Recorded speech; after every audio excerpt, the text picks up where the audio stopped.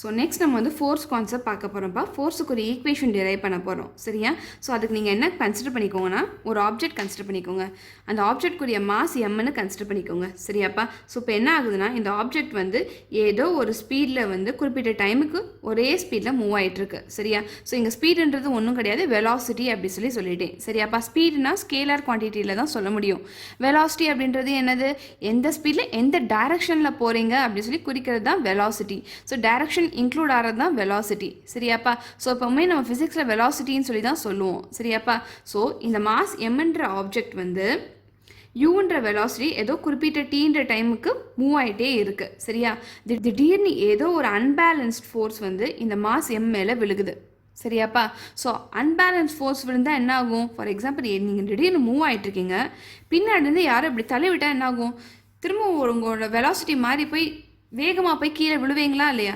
So அதே மாதிரி so இந்த மாஸ் எம்ன்ற ஆப்ஜெக்ட் மேலே திடீர்னு ஒரு அன்பேலன்ஸ் ஃபோர்ஸ் வருது. ஸோ அன்பேலன்ஸ் ஃபோர்ஸ் வந்தோடனே என்ன ஆயிடுது அப்படின்னா, யூன்ற வெலாசிட்டியில் மூவ் ஆகிட்டே இருந்துச்சா இல்லையா?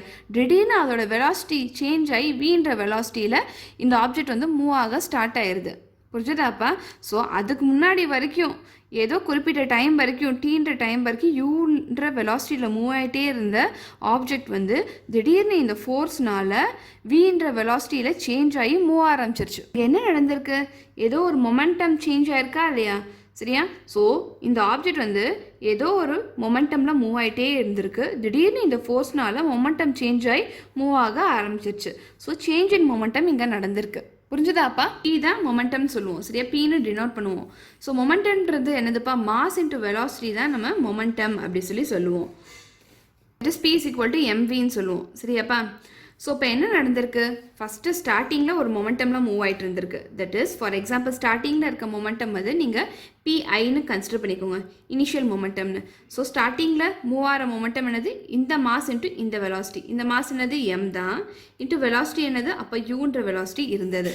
நெக்ஸ்ட் திடீர்னு ஏதோ ஒரு ஃபோர்ஸ் ஏற்பட்டனால மொமெண்டம் வந்து சேஞ்ச் ஆயிடுச்சு. தட் இஸ் இப்போ ஃபைனல் மொமெண்டம் என்ன கிடைச்சது? இந்த மாஸ் இன்ட்டு ஏதோ வின்ற வெலாசிட்டி. இதான் உங்கள் இனிஷியல் மொமெண்டம், இதான் உங்கள் ஃபைனல் மொமெண்டம், புரிஞ்சுதாப்பா? ஸோ இப்போ சேஞ்ச் இன் மொமெண்டம் நீங்கள் என்ன சொல்வீங்க அப்படின்னா, final momentum minus initial momentum அப்படி சொல்வீங்க, சரியா? இங்கே ஏதோ ஒரு மொமெண்டம் சேஞ்ச் ஆயிருக்கா இல்லையா? அந்த மொமெண்டம், அந்த சேஞ்ச் ஆன மொமெண்டம் கால்குலேட் பண்ணுறதுக்கு நீங்கள் என்ன பண்ணணும் அப்படின்னா, இந்த ஆப்ஜெக்ட் வந்து இனிஷியலாக ஐட்டமில் மூவ் ஆகிட்டு இருந்துச்சு அப்படி கால்குலேட் பண்ணிக்கோங்க. அதுக்கப்புறம் மொமெண்டம் சேஞ்ச் ஆனதுக்கப்புறம் இந்த ஆப்ஜெக்ட்டுக்குரிய மொமெண்டம் என்னன்னு கால்குலேட் பண்ணிக்கோங்க.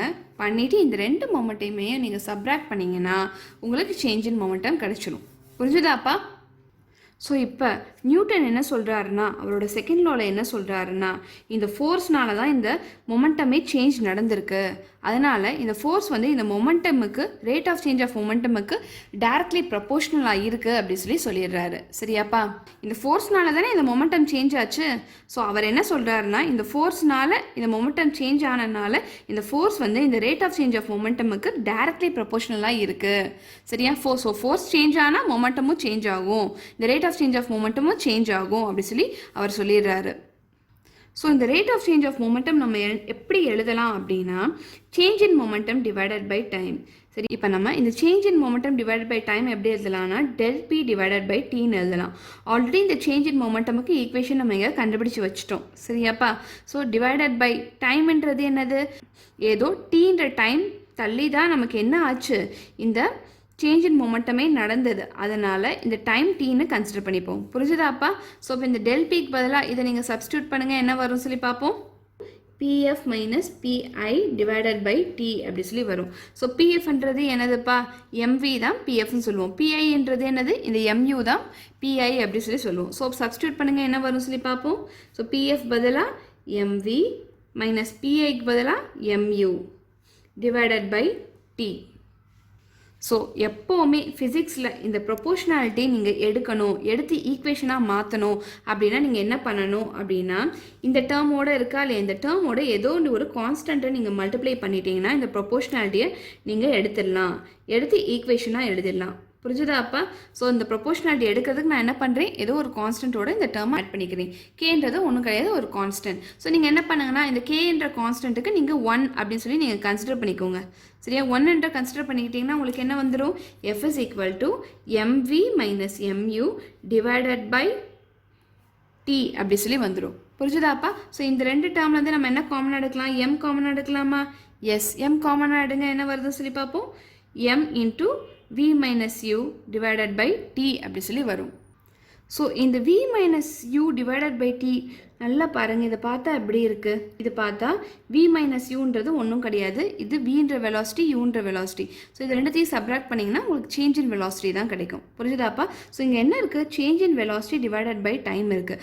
ஆல்ரெடி நம்ம ஆக்சலரேஷன் அப்படி சொல்லி ஒரு கான்செப்ட் படிச்சிருக்கோம். அது என்னதுப்பா, ஆக்சலரேஷன்னா ஒன்றும் கிடையாது, change in velocity divided by time. v minus uன்றது change in velocity, tன்றது time. ஸோ இந்த ஈக்குவேஷனுக்கு பதிலாக நம்ம என்ன எழுதலாம் அப்படின்னா a அப்படி சொல்லி எழுதலாம். சரியா? v minus u divided by tக்கு பதிலாக நம்ம a அப்படி சொல்லி எழுதலாம். ஸோ உங்கள் ஈக்குவேஷன் என்ன வரும், f is equal to m into a ஆயிரும். ஏன்னா a is equal to v minus u divided by t. சரியாப்பா?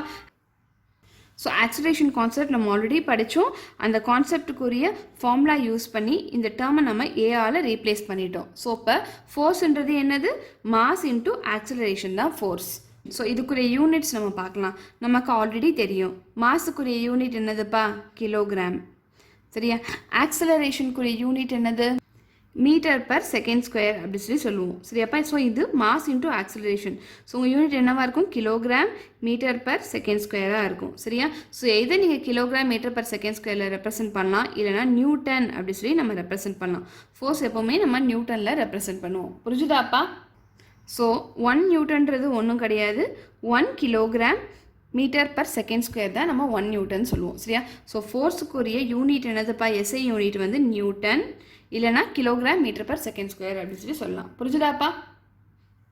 நம்ம வந்து இம்பல்ஸ் கான்செப்ட் பார்க்க போகிறோம்ப்பா. சரியா? ஸோ இதுக்கு நீங்கள் என்ன பண்ணுங்கன்னா ஒரு ஆப்ஜெக்ட் கன்சிடர் பண்ணிக்கோங்க.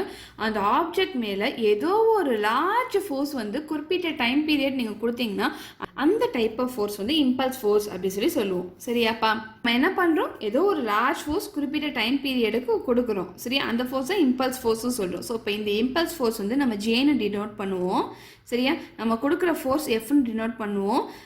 எவ்வளோ டைம் பீரியட் கொடுக்குறோமோ அதை நம்ம டீன்னு டினோட் பண்ணுறோம். புரிஞ்சுதாப்பா? ஸோ ஏதோ ஒரு ஃபோர்ஸ் நம்ம குறிப்பிட்ட டைம் பீரியட் கொடுக்குற ஃபோர்ஸ் வந்து நம்ம என்ன சொல்கிறோம், இம்பல்ஸ் ஃபோர்ஸ் அப்படி சொல்கிறோம். So J is equal to f t. So இதை நம்ம எங்கள் டே டு டே லைஃப்பில் யூஸ் பண்ணுவோம் சொல்லி நீங்கள் பாருங்கள்.